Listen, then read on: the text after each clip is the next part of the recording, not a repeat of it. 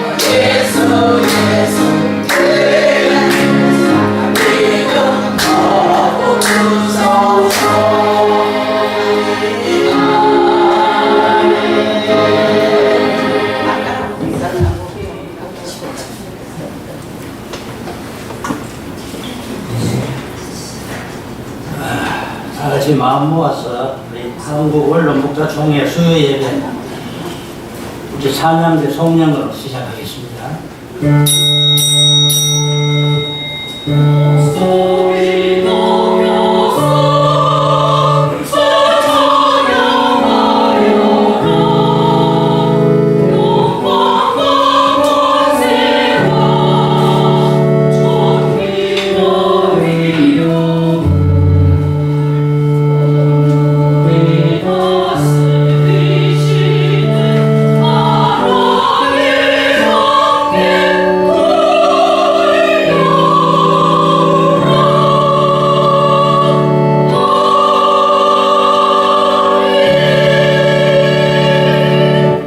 복 있는 사람은 악인들의 꾀를 따르지 아니하며 죄인들의 길에 서지 아니하며 오만한 자들의 자리에 앉지 아니하고 오직 여호와의 율법을 즐거워하여 그의 율법을 주야로 묵상하는도다.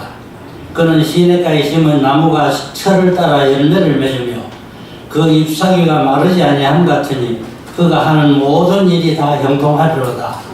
할렐루야. 자비로우신 하나님께서 저희들을 이곳까지 인도하시고 예배드릴 수 있도록 건강 주시고 믿음 주신 것 은혜 감사하나이다. 귀한 자리를 허락해 주신 주님께 감사하오며 드려지는 예배가 주님 보좌에 상달됨에 연락되기를 원합니다. 시종을 주관하사 성령께서 함께하여 주시옵소서. 예수님 이름으로 간절히 기원하옵나이다. 아멘. 다같이 찬송가 23장 찬송하겠습니다.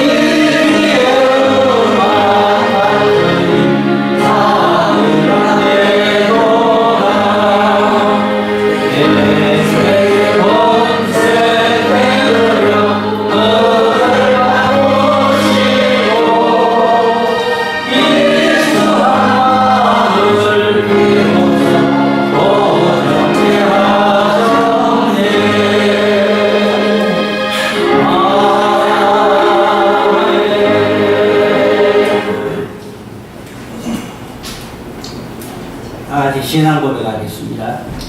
전능하사 천지를 만드신 하나님 아버지를 내가 믿사오며 그 외아들 우리 주 예수 그리스도를 믿사오니 이는 성령으로 잉태하사 동정녀 마리아에게 나시고 본디오 빌라토에게 고난을 받으사 십자가에 못 박혀 죽으시고 장사한 지 사흘 만에 죽은 자 가운데서 다시 살아나시며 하늘에 오르사 전능하신 하나님 우편에 앉아 계시다가 저리로서 산자와 죽은 자를 심판하러 오시리라.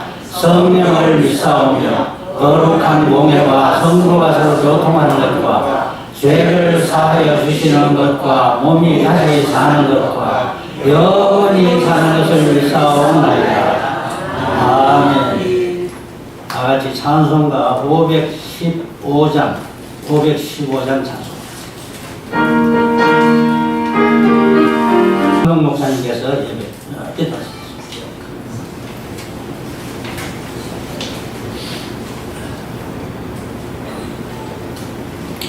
하나님의 아들 예수님은 육신을 입으시고 죄악 세상에 오셔서 우리들을 구원하시기 위해 복음 전하시고 십자가에 못 박히셨습니다.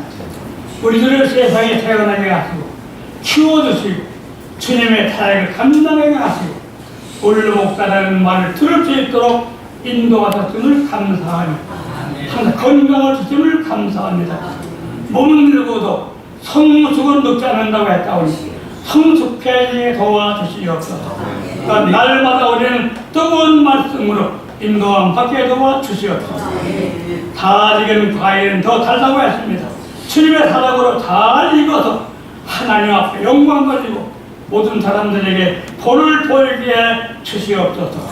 말씀을 전하신 목사님 회시켜주시고 우리 모두 큰 은혜 받게 하여 주시옵소서. 지금 살아계셔서 역사하신 예수님의 이름으로 기도 올려옵나이다.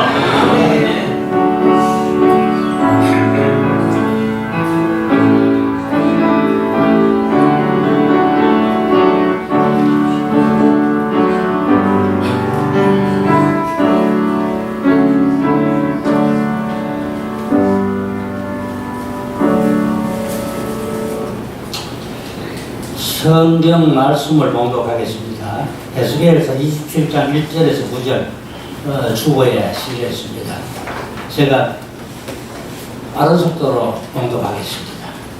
여호와의 말씀이 내게 임하여 이르시되 인자야 너는 두로를 위하여 슬픈 노래를 지어라.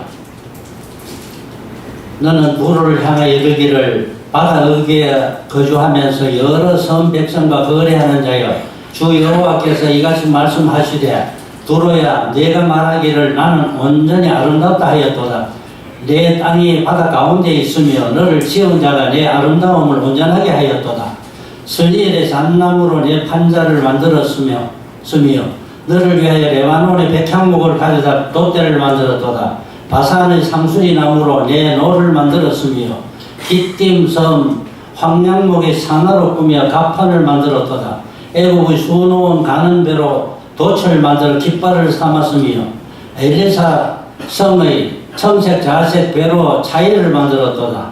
시돈과 아르밧 주민들이 내 사공이 되었으며 두로야 내 가운데에 있는 지혜자들이 내 선장이 되었도다.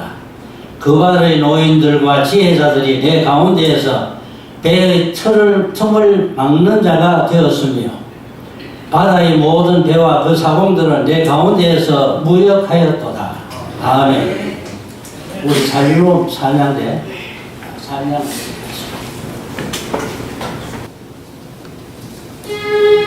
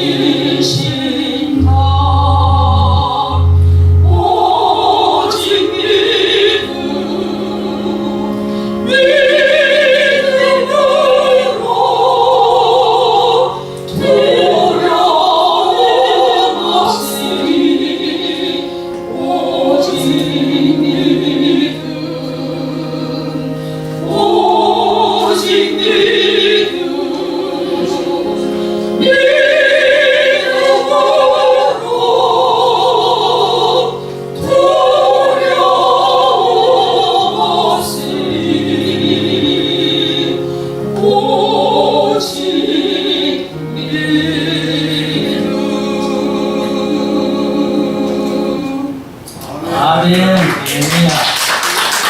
감사합니다. 우리 박베드로 목사님 축성 읽겠습니다.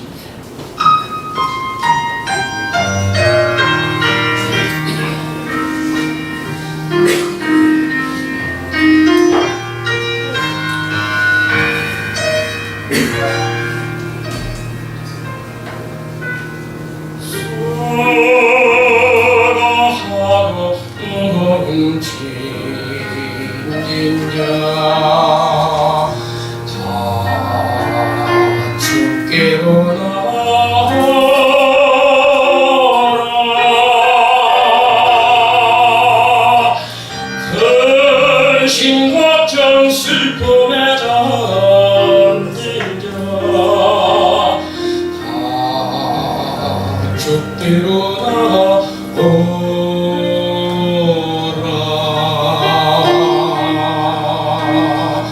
주님이 너희를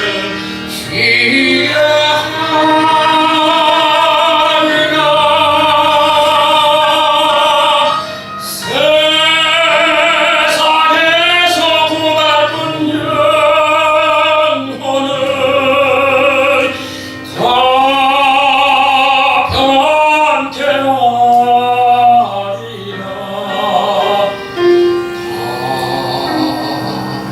편안케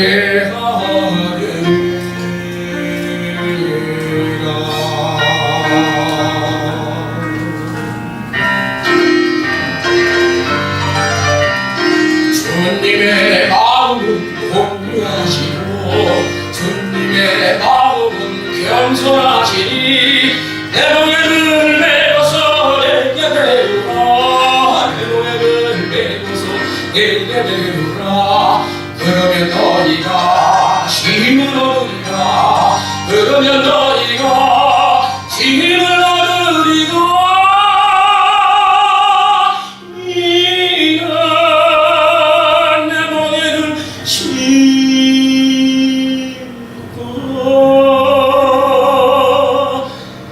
내 짐은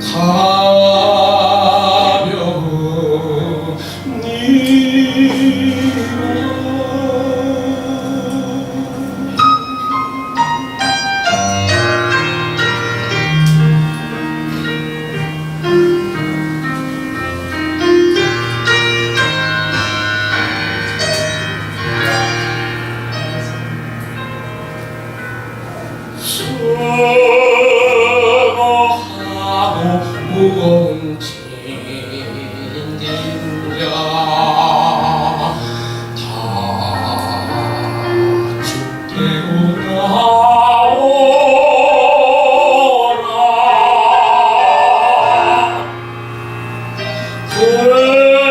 근심 걱정 슬픔에 잠긴 자 주께로 나오라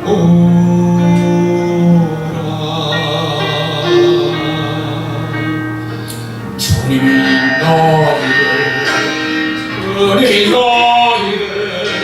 시해하리라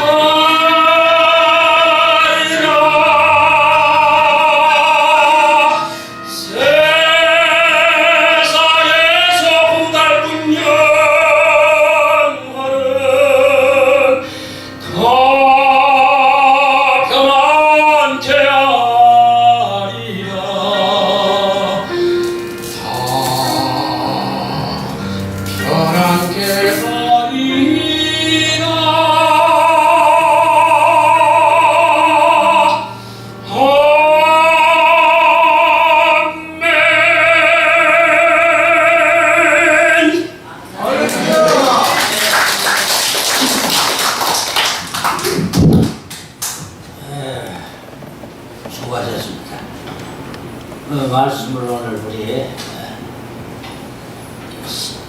주일날 우리 CT에서 목자교회 나한테 거기서 만난 친구 목사예요. 오늘 배 틈을 막는 자라는 제목으로 말씀 주실 우리 손상률 목사님 후암교회 원로에 있어요. 그래서 남산 밑에 후암교회라고 한 80년 넘게 지낸 교회 원로 목사입니다. 감사합니다.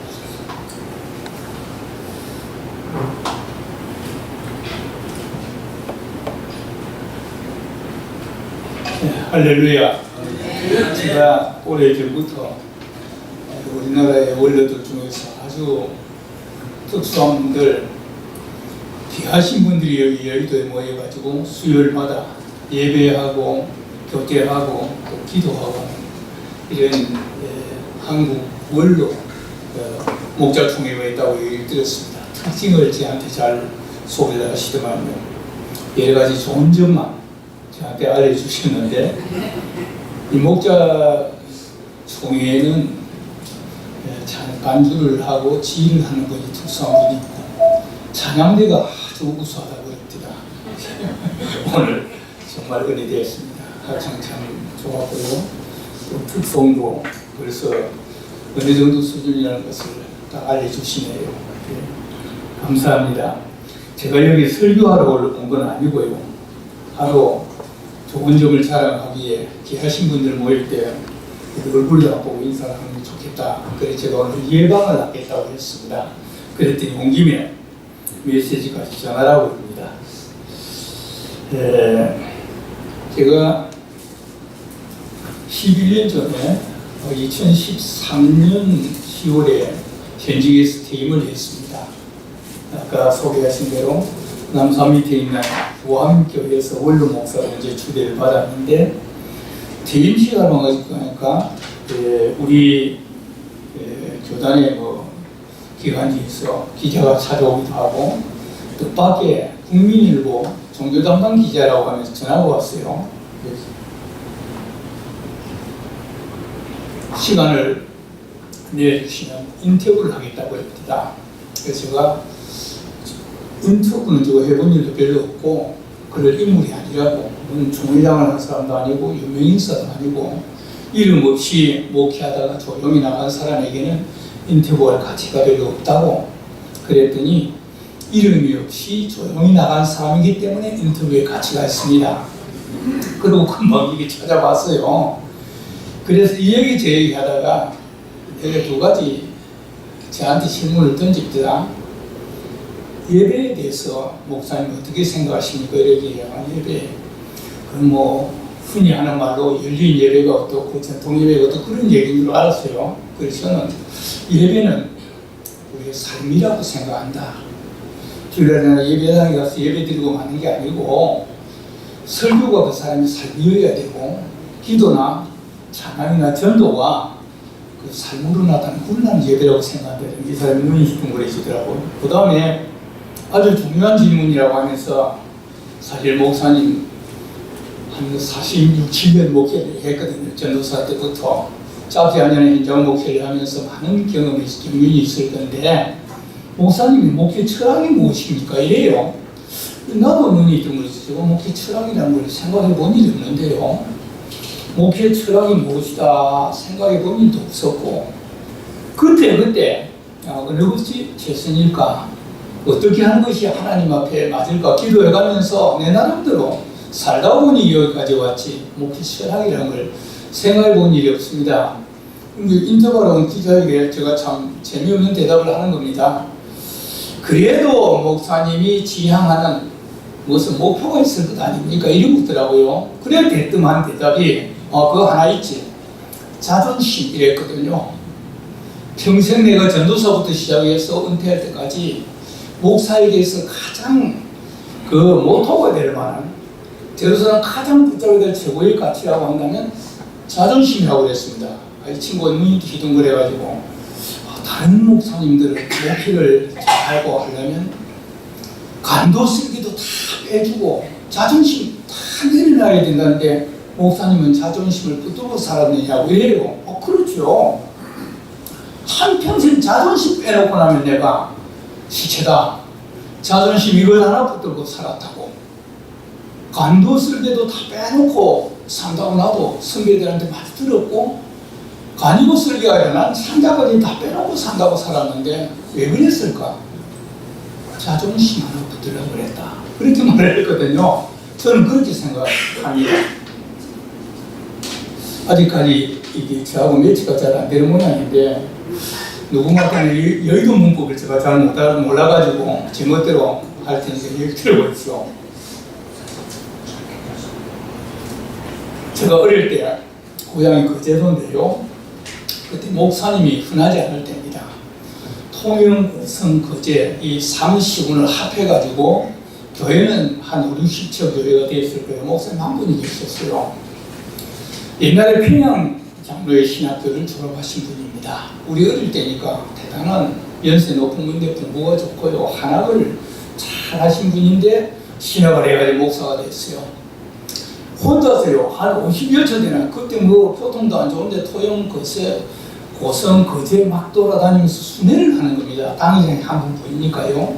연말 되면 또 수시로가 재직인순도 해주기도 성찰식도 하고 다니는데, 뭐 신장도 차가 얼마 납니다. 그래 이제 수로 길로 막 3km 걸어 다니면서 큰 단장치 팽이에다가 가죽 가방 다 끼가지고 어깨 메고 두루마기 다 걸쳐가지고 그래 땀을 흘리며 다닙니다. 아마 지금 생각하면 거제 장성구 근처인 것 같습니다. 이 고객길에 오랜만에 큰 정자나무가 있지 않습니까? 거기 가서 가방을 쫙 내려놓고 그 숨을 쉬면서 그 앞에 있는 기목나무 속이 덩빈 오래된 고목이 있거든요. 그 나무를 쳐다보고 이 목사님은 혼자서 넋두리를 했던 것 같습니다. 나무야, 너도 목사 됐구나. 그럼 누가 그 소리를 들었던 사람이 있었겠죠. 이 소문이 우리 어릴 때 퍼졌습니다. 제가 전도사가 되고 신학 공부를 할 때 선배들이, 어른들이 그래요. 한 교회에서 20년, 30년 목회를 하다가 성공을 했다는 사람이 오죽했겠느냐. 포집을 싸고 싶은 새가 한 번도 뿐이었겠느냐. 간도 쓸개도 다 빼놓고 살았다. 그래서 그 목사님 말씀하신 그 목사는 나무처럼, 고목나무처럼 속이 텅 비어서 목회를 한다고. 저한테 인터뷰하는 기자가 그 말까지는 안 했지만 저는 알기를 그렇게 한다는데요. 제가 자존심이라고 하니까 그래 내가 했다가 내가 보기로는 내가 아는 목사 중에서는 그 홍순탕 목사님이라는 그분이 자존심 가장 센 사람이다.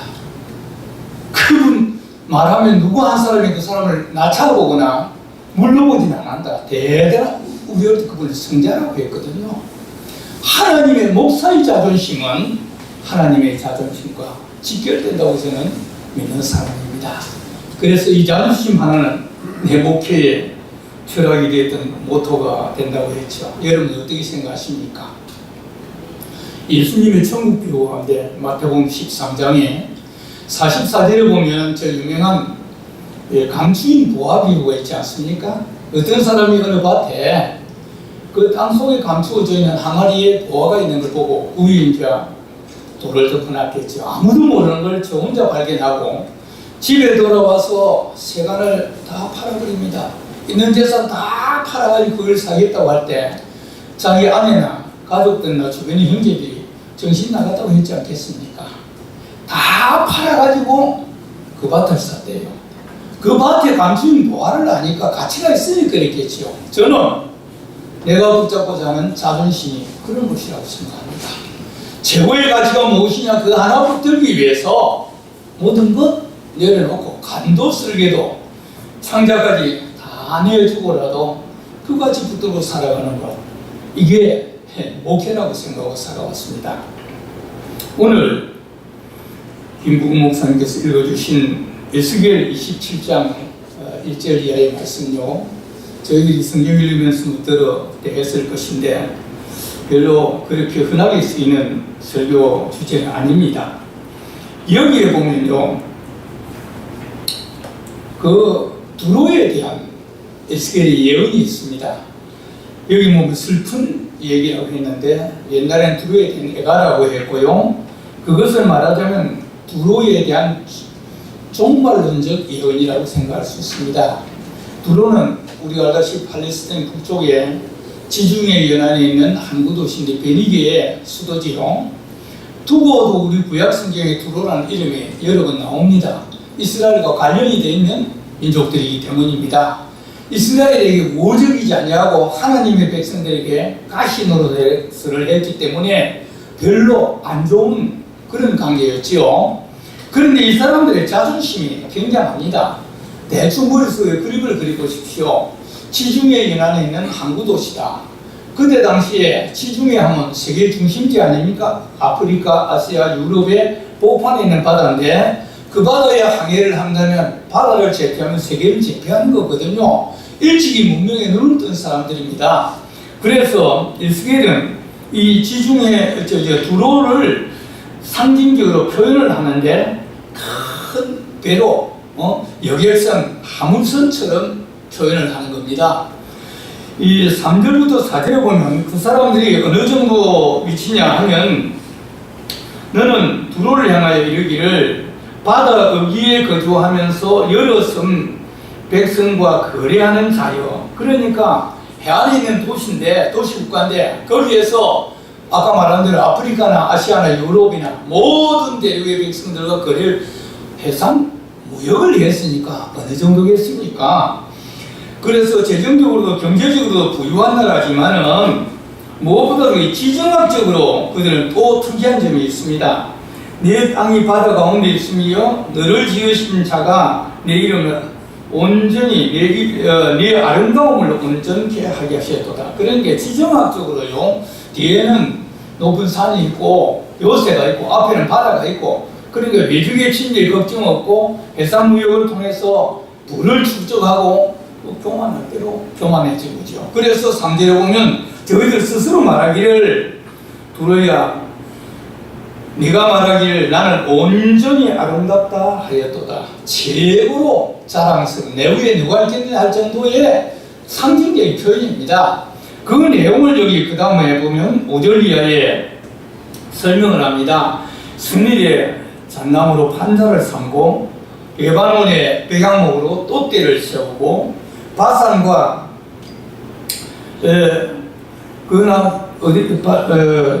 상수리 바산에 있는 상수리나무로 모를 만들고 기띔섬에 황양목과 상아를 입힌 것을 가판으로 삼고 레바논의 백향목으로 돛대를 삼고 애굽에서 놓은 가는 배로 돛과 깃발을 만들었다. 그 다음에 보면 일사섬의 자색배로 차이를 만들었다. 여러분 이 머릿속에 그림을 그려보십시오. 이 무슨 얘기냐면 그 당시에 각 지역에 있는 특산물 유명하다는 최고의 그 자재를 다 구입해가지고 거대한 화물선을 만든 겁니다. 그리고 그 다음에 8절에 보면 시돈과 아르와 주민들이 내 사공이 되었다. 다시 말하면 바다 일에 익숙한 아주 숙련된 사람들로 그 사람을 삼았다는 겁니다. 그리고 그 다음 8절에 보면 지혜자가 선장이 되었다고 그랬죠. 이 개혁 성경은 지혜자란 말을 박사라고 했습니다. 그리고 마지막 9절에는 그 발의 노인과 지혜자가 배의 틈을 막는 자가 되었으며. 자, 이래놓고 여러분 머릿속에 그림을 그려보십시오. 제가 오늘 초장에 서두에 자존심이라는 말을 내세웠습니다. 이 지금 두로 사람들의 자존심이 어느 정도라는 걸 제가 설명을 했습니다. 자기들 스스로 세상에서 우리가 제일 아름답다 그렇게 했다는 겁니다. 그럼 이들의 자존심이 무엇일까요? 세 가지로 분류를 해봅니다. 첫째는 화물선이라고 표현했죠. 큰 여객선인데 각 세계 각국에 있는 최고의 그 자재들만 모아서 배를 건조를 한 겁니다. 그 어디 갖다 내놔도 자존심 아닙니까? 그 다음에 그 배를 움직이는 사람, 요즘 같은 그 기계를 보는 사람이나 통신이나 컴퓨터나 여러 가지 다 있겠지요. 모든 전문가들인데 이런 사람들은 그 시대에 어디를 갖다 내놔도 빠지지 않는 시돈과 아르와 주민들이라고 했는데 이들이 바다일에 아주 숙련된 사람들만 뽑아서 거기에 그 인재를 채웠다는 거죠. 그리고 마지막으로 가장 중요한 자리 선자는 누가 됐다고요? 이 가운데서 그 중에서 지혜자 박사라고 했습니다. 개혁성경은 박사라고 했습니다. 최고의 이론과 그리고 실기를 갖춘 이런 사람 가장 최고의 엔지니어가 그 배를 잡았다는 겁니다. 자존심 가질만 하지 않습니까? 이 배를 오늘 우리가 사는 공동체, 적게는 가정이나 교회나 사회나 국가 아니면 어떤 기관이라고 합시다. 다 거기에 캐치프레이즈를 걸고 나오면 최고라고 할 거예요. 가장 복지도 잘 돼 있고 행복하도록 모든 조건을 갖추었다고 말하고 있는데 하나님이 보실 때는 그렇지 않다는 걸 얘기하는 겁니다. 거기는 무언가 보이지 아니하는 허점을 가지고 있다는 것입니다. 아무리 좋은 자재를 가지고 만들어 놨더라도 거기에 허점이 있고, 아무리 훌륭한 고수들이 모인 기관이라 하더라도 사람이 모인 데는 거기는 죄가 있고 문제가 있고 분쟁이 있고 시험이 있는 것이요. 이것을 컨트롤 할 수 있는 최고의 사령관이 그 시대의 당대의 최고의 지혜자 박사라는 것입니다. 그런데 그거까지만 하면 좋은데 9절에 보면 제가 오늘 키포인트 메시지로 삼고자 하는 말이 이 말인데요. 그 발에 노인과 박사가 네 배의 틈을 막는 자가 되었으며, 지금 제가 자존심을 말합니다. 자세를 놓고도 만드는 외형도 최고고 안에 그걸 움직이게 하는 컨트롤하는 그 엔지니어들도 최고인데 왜 하필 그제 보러 끝내버리지? 9절에 보면 노인과 박사가 배의 틈을 막는 자다. 여기서 어느 것이 그 배의 자존심이라고 봅니까? 하나님 보실 때 저는 이 9절에다가 방점을 두고 있는 것입니다. 아마 이럴 거예요. 노인과 박사, 이건 박사라는 앞서 말한 선장을 박사라고 했지 않습니까? 지혜자. 그러면 선장을 거친 노인이니까 장벽을 굵어진 사람, 이론과 기술과 경륜이 탁월한 사람, 이 사람에게 줄 수 있는 보직이 뭐냐 하니까 배의 틈을 막는 자라고 했습니다. 배의 틈새라는 건 아까 말한 여러 가지 이 자재를 가지고 스니리에 잣나무를 가지고 판자를 가지고 이렇게 이어 붙였는데 이음새 사이에 틈이 생기면 거의 물이 스며들게 되지요. 이것을 막는 사람입니다. 찾아다니면서 대패밥이나 솜 같은 것을 밀어 넣어서 물이 새지 않게 하는, 다시 말하면 안전을 책임진 자라는 거죠. 그런데 하필이면 이거는 보통 초보자들 아무래도 그것부터 시작하라고 할 건데 여기에는 거꾸로입니다. 모든 과정을 다 거쳐서 선장을 지내고 그리고 노인이고 경륜과 박정을 이론을 갖춘 이 사람에게 아무도 모르는 배 밑층에 들어가서 물 새는 틈을 찾아내면서 구멍 맞추고 더 막고 다니라고 했어요. 여러분 어떻게 생각합니까? 이것들이 사람을 물어보려고 하겠죠. 아마 자기 아들, 딸, 손자들이 알았으면 아버지 자존심도 없습니까? 그 선장은 뭐하는 놈입니까? 옛날에 아버지가 데려다 키운 애들 아닙니까? 배에 있는 선원들, 항해사나 기관사나 갑판장이나 많이 있습니다. 이 사람들은 다 옛날에 아버지가 그 배 탈 때 선장할 때 데려다가 견습시켜가지고 그래서 바꾸어서 만들어놨는데 저희들이 감히 어떻게 아버지에게 이렇게 대접할 수 있습니까? 우리가 그렇게 상식적으로 생각할 수 있을 것입니다. 이 사람도 그래, 내가 그 배에 가면 자네한테 가면 자네한테 가면 뭐 하겠는가? 사무실 하나 주는가? 빚은 하나 딸려주는가? 자동차를 주는가? 항공기는 있는가?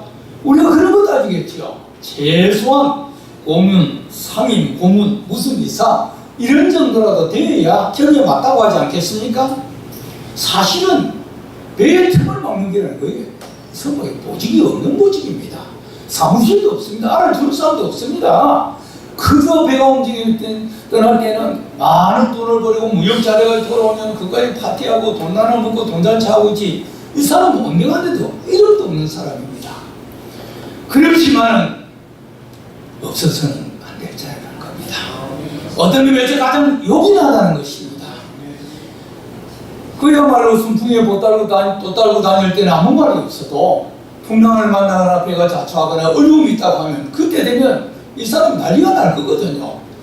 어떤 사람들은 배에 구멍을 해놔놓고 난리 날 때 이놈들 한번 맛 좀 봐봐라. 그래서 자기가 존재 가치를 부각시키려고 하는지도 모릅니다. 요즘에 우리나라의 어떤 사람들 같으면 그런 일 잘할 것도 같습니다. 그래가지고 거기서 자기 장사에 물사람들이 있으니까요. 이 사람이 가지는 자존심이란 뭡니까? 있는 돈을 하면서 아무 탈 없이 그냥 들어오면 배에 틈을 막는 자가 무슨 필요 있느냐 남들이 그렇게 인정하지만은 본인이 가지는 것은 거기에 보람과 자존심이 있다는 사실입니다. 저는 이걸 하나님 나라에 적용하고 싶습니다. 자존심 하니까 자존심이라는 사전적 의미를 찾아보면 그렇습니다. 백과사전에 보면요, 자신의 존엄성이 타인의 또는 외적 인정이나 칭찬에 의해서가 아니라 내적인 성숙과 사고의 가치에 의해서 얻어지는 개인적인 의식이다. 자기 스스로 가지는 겁니다. 남들을 위해서 올려주고 인정받는 게 아니고 자기 스스로 지켜지는 것이라고 했습니다.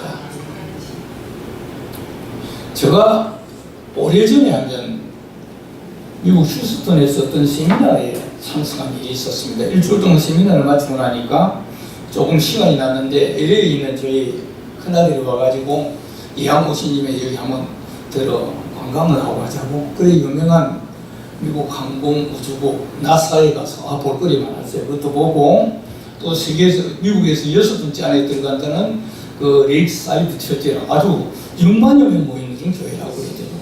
그 목사님이 하도 유명하니까 그것도 보고요. 그 다음에 한번 내가 타이타닉 박물관을 갔습니다. 1912년 4월에 북대서양에서 그 유빙에 그 부딪혀가지고 그 침몰한 배가 타이타닉, 인류 역사상 가장 큰 해난 사고지요.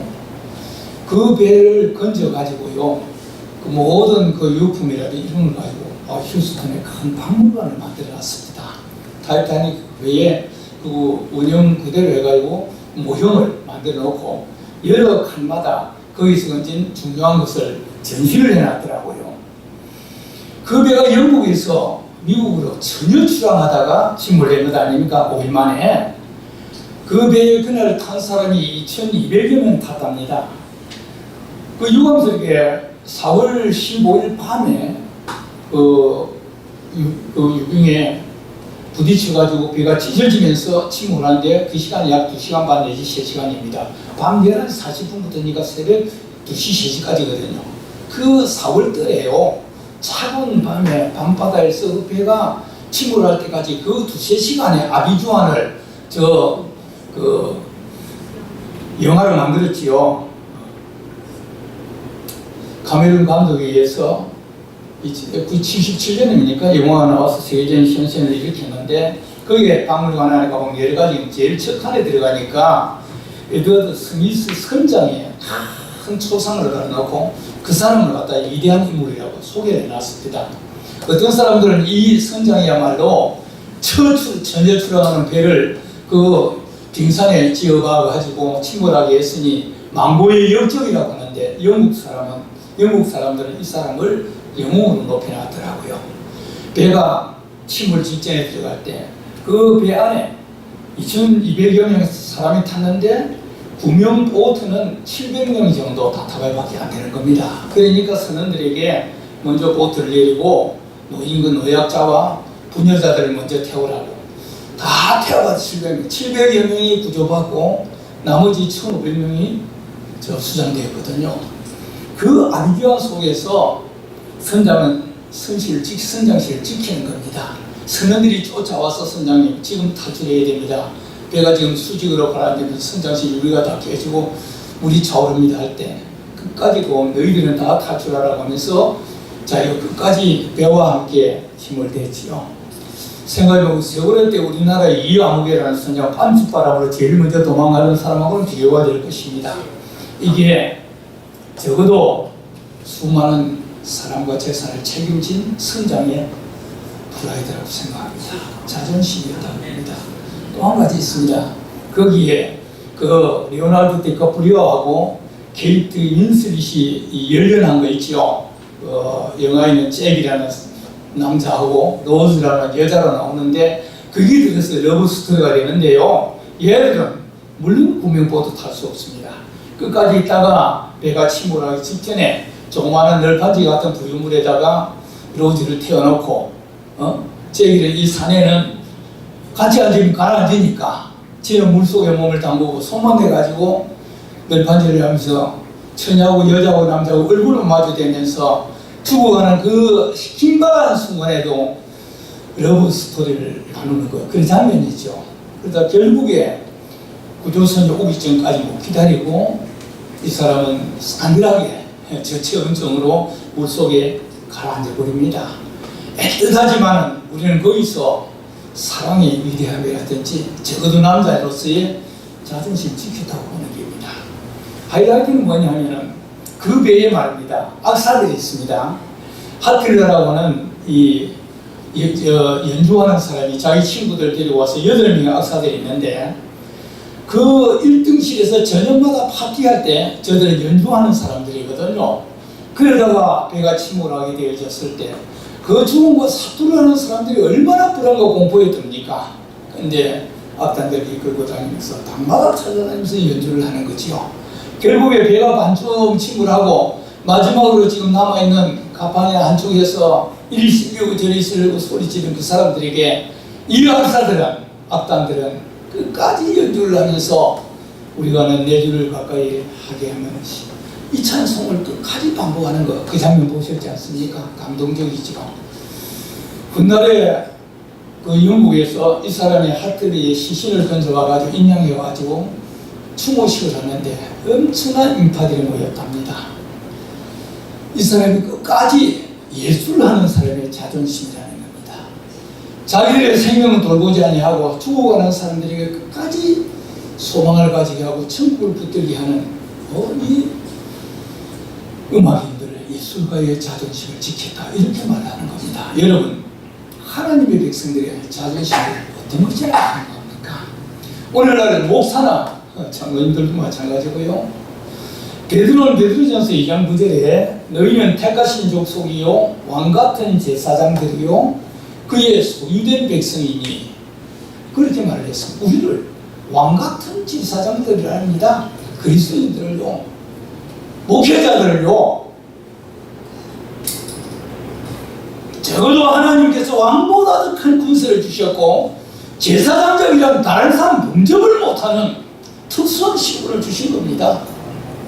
이 신분의 소유자들이 자기 신분에 맞는, 격에 맞는 품격을 지켜야 된다는 겁니다. 무슨 자존심을 지키는 겁니까? 알량한 자기의 이권이나 이해관계나 명예나 이것 때문에 목숨을 걸어요. 어디다 목숨을 걸어야 되는데요? 적어도 하나님의 자존심에다 목숨을 걸어야 된다고 생각합니다. 한국의 사대부들은요, 그런 말이 있지 않습니까? 양반이 물에 빠져도 계획을 안 하고 얼어 죽어도 격불을 안 뗀다고 그러죠. 우리나라의 여성들은 젊어서 남편을 잃게 되면 가슴에 은장들을 품고 수전을 해나왔습니다. 적어도 이게요, 가문의 자존심이고 양반의 자존심이라고 했대요. 제가 그걸 칭송하는 건 아닙니다. 그 정도도 그리 하는데, 적어도 하나님의 백성들이라면 예수 그리스도의 십자가와 속죄를 말하고요, 하나님의 말로 다할 수 없는 은혜를 말하고 오늘 죽어도 천당하는 사람이라고, 천사를 향하여 호령할 사람들이라고, 정말로 우리의 신분이 왕같은 제사장이라는 이런 자부심을 가졌다면 거의 많은 품격 하나는 지켜야 됩니다. 거기에다 목숨을 걸어야 된다고 생각합니다. 이렇다고 저를 올릴 건 아닌데요. 배에 틈을 막는 자라고 했지 않습니까? 배에 성장 정도 되면 멋지지요. 금태들은 모자에, 금태들은 제복에 다 검은 선글라스 끼고요, 가판 위에서 조목만한 조대, 파이프 담배대 다 물고 사진 찍는 멋있지 않습니까? 그 안에 기관장도 있고 가판장도 있고 통신사도 있고 많습니다. 제가 자기 나름대로 대단한 프라이드를 가지고 파워 행세를 합니다. 그런데 배에 틈을 막는 자, 이거는 이름도 없는 겁니다.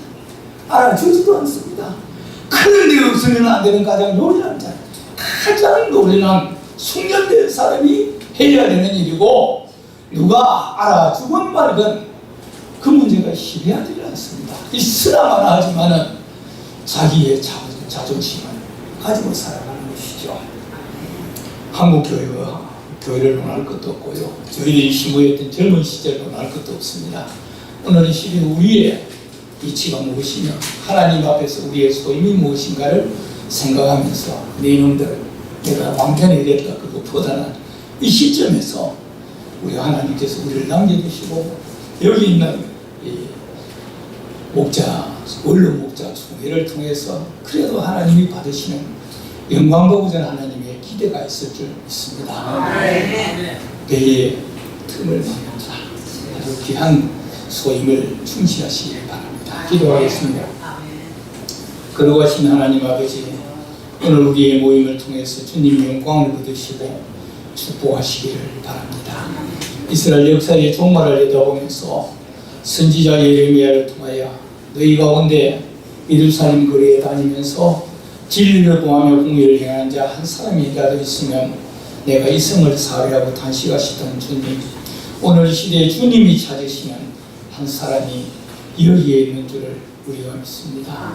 하나님 앞에서 우리의 위치와 소임을 잘하면서 세상이 알아주지 않더라도 없어서는 안 돼 요긴한 도리를 다 하는 분들 되게 하시고 남은 여생 살아가는 동안 병치를 하거나 자녀들이나 주변에 영향 끼치지 않고 건강하고 명랑하게 살다가 잠든 가운데 눈뜨보니 천국에 갔다고 말할 수 있는 노후의 축복을 우리에게 허락해 주시옵소서. 예수님의 이름으로 간절히 기도하옵나이다.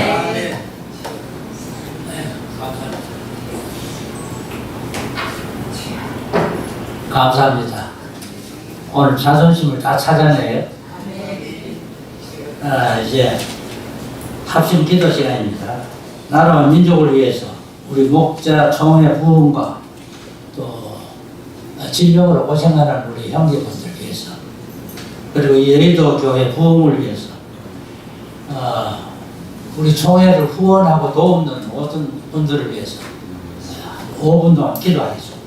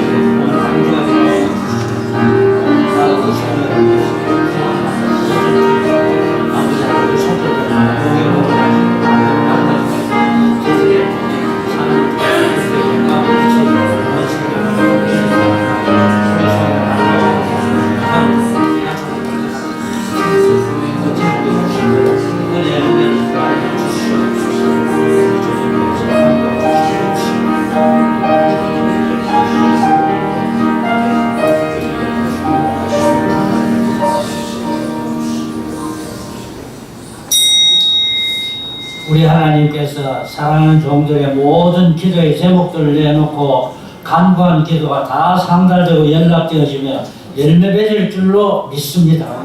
예수님 이름으로 기도하옵나이다. 아멘. 이 시간은 우리 방선희 선교사님 특성을 하겠습니다.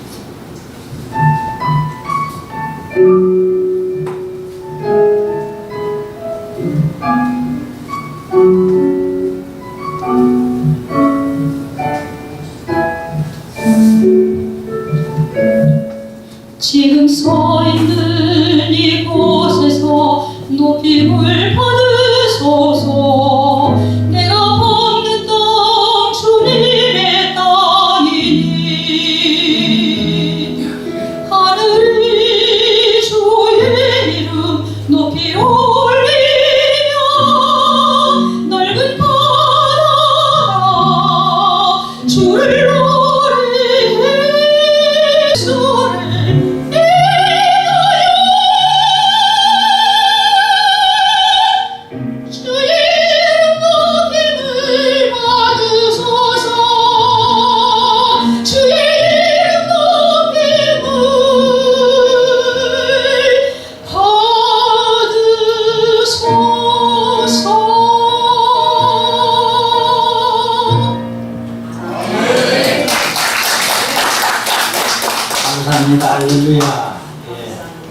우리 저 박대도로 목사님하고 우리 저 박선희 선교사님 우리 찬양대 오르게 솔직하게 제 자존심이에요.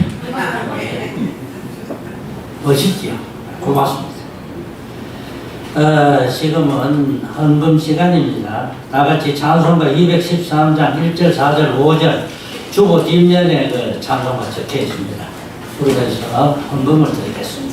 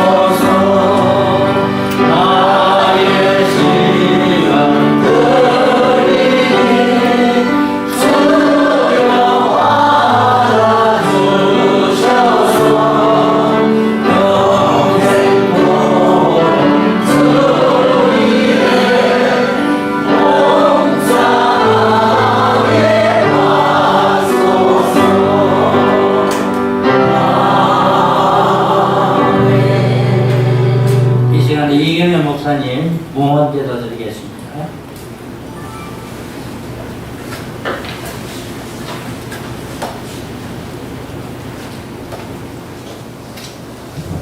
기도하셨습니다. 사랑의 아버지 하나님, 은혜를 진심으로 감사드립니다. 은혜 사모하는 자에게 만족함을 주시는 아버지 하나님, 저들 한 주간 세상에 살면서 주님의 은혜 사모하여 사모하는 마음으로 달려갔을 때에 오늘 귀한 생명의 말씀으로 우리 심령 속에 우리 영혼 속에 큰 은혜 주셨사오니 참으로 감사를 드립니다. 우리 사랑하는 견우물로 목사님들 세상에 살아가는 동안에 자존심 가지고 살아갈 수 있도록 인도하여 주시옵소서. 세상 모든 사람들은 재력을 가지고 지력을 가지고 학력을 가지고 자존심을 삼고 수준을 살아가고 있습니다. 우리 물론 목사님들 영력을 더하여 주셔서 기도의 힘을 더하여 주셔서 찬양의 힘도 더하여 주셔서 말씀의 능력도 더하여 주셔서 남은 생에 닿는 그날까지 하나님의 자존심을 갖고 당당하게 살아가시는 우리 원로 목사님들 되어줄 수 있도록 은혜 내려 주시옵소서. 아버지 하나님, 이 시간에는 또한 주님 은혜 감사하여서 귀한 예배를 주님 앞에 올려드립니다. 드리는 손길 기억하여 주시옵소서. 특별히 기도하기는 우리 차분한 목사님, 손갑수 목사님 축복하여 주시옵소서. 이제 성전을 건축하는 가운데 싸우니 하나님께서 은밀한 중에 감찰하여 주시옵시고 눈동자와 같이 지켜주심으로 말미암아 건축하는 동안 인면패 없게 도와주시옵시고 부실공사 대장게 도와주시옵시고 온전히 하나님 앞에 영광 드러낼 수 있는 성전이 세워질 수 있도록 은혜 내려 주시옵소서. 아버지 하나님, 이 시간에도 또한 주님 은혜 감사여서 쇼예배 참석하신 은혜가 감사여서 예물 드립니다. 또한 후원 예물 드립니다.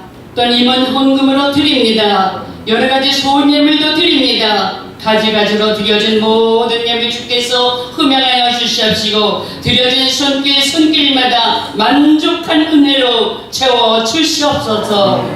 예물이 씌어질 때에 진정 하나님이 기뻐하는 곳에 진정 주님의 영광을 드러나는 곳에 향기나게 잘 사용되어 줄 수 있도록 은혜 내려 주시옵소서. 모든 말씀을 예수님 이름 받들어서 감사하며 간절히 기도드리옵나이다. 아멘. 다 같이 마지막 찬송 635장 주기도문 찬송하겠습니다. 장덕수 목사님.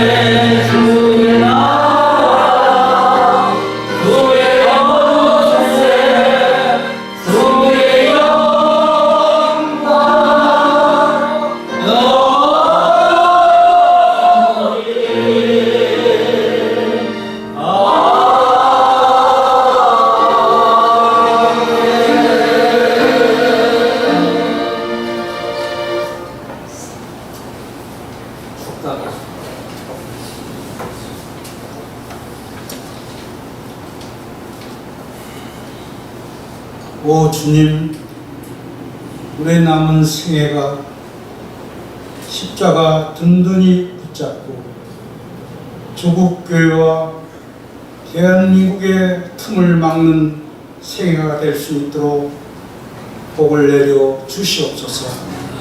지금은 우리 구주 예수 그리스도의 은혜와 하나님 아버지의 우리의 지식에 넘치는 무한하신 사랑하심과 성령님의 감화 감동 교통 충만케 하시니 오늘 함께 예배드린 우리 모든 회원들 머리 위에와 원목 총회 위에와 여의도 감리교회 위에와 조국교회와 이 나라와 이 민족 위에 이제로부터 영원토록 함께 있을지어다. 아멘.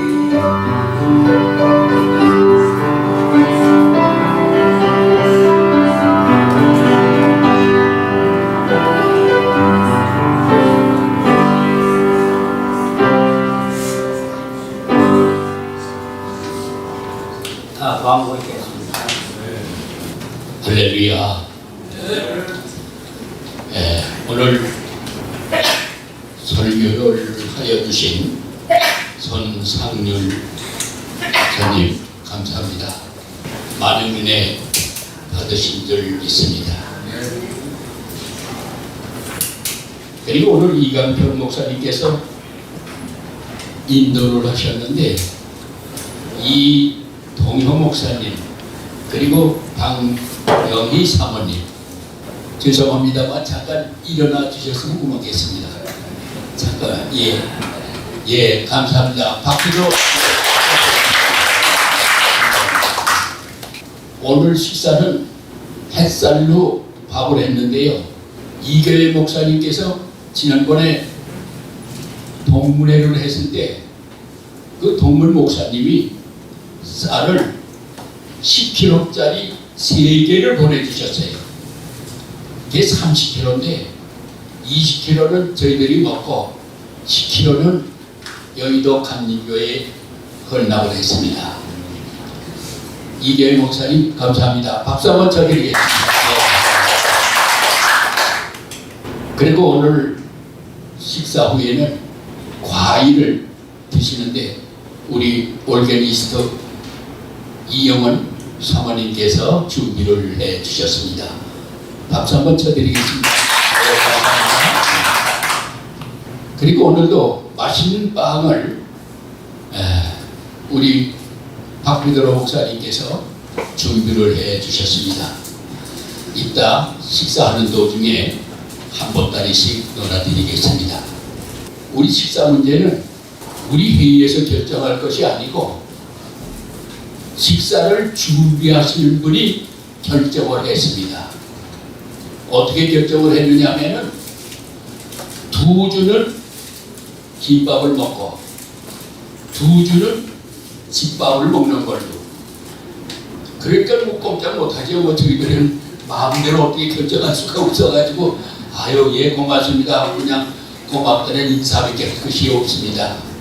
그래서 오늘은 집밥이고 다음 첫 주는 김밥, 둘째 주는 집밥, 셋째 주 김밥, 넷째 주 집밥 이런 식으로 하겠습니다. 그리고 이제 집밥을 할 때는 설거지는 우리 청소하는 아주머니께서 해주시기로 했습니다. 수고하시는 우리 찬양대원들을 위해서 박수 한번 쳐드리겠습니다. 참 찬양대 우리 찬양하라 참 밥 먹여 살릴래야 참 여러 가지로 고생을 많이 하고 계십니다. 그리고 그 다른 광고하실 거 없습니까?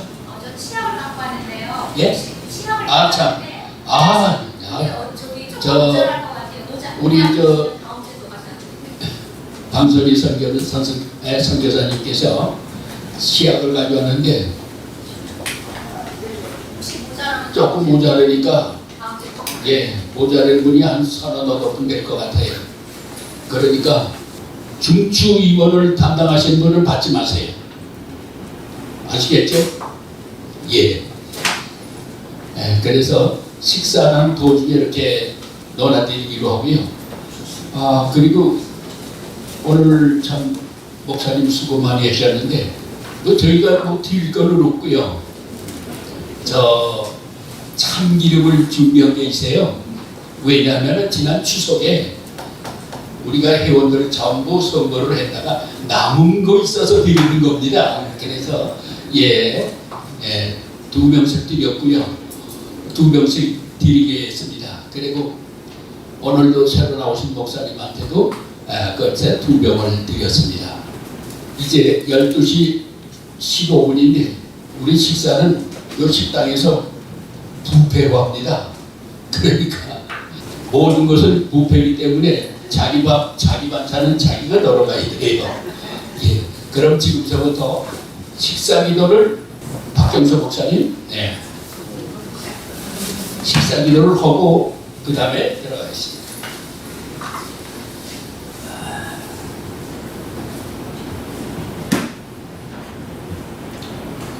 참 좋으신 아버지 하나님 감사합니다. 오늘도 귀한 영을 통해서 귀한 말씀으로 은혜 받게 하셨다가 또 귀한 주의 영들 하나님께서 거저 보내지 않으시고 귀한 음식으로 중식을 저희에게 공개해 주시니 감사를 드립니다. 특별히 이 음식을 전만하느라 수고하신 귀한 손길들 있사오니 아버지 하나님께서 그 손길들 위에 그리고 그 자손들 위에 더욱 큰 복을 주셔서 아름다운 자손의 소망이 있게 하시고 우리 모두 먹고 마시는 저희들에게도 건강 주시고 여기까지 강건함을 갖도록 복 내려 주시옵소서. 예수님의 이름으로 감사하며 기도하옵나이다. 저 한 가지 빠진 게 있어가지고요. 오늘 반찬도 찬양대에서 준비를 전부 해오셨고요.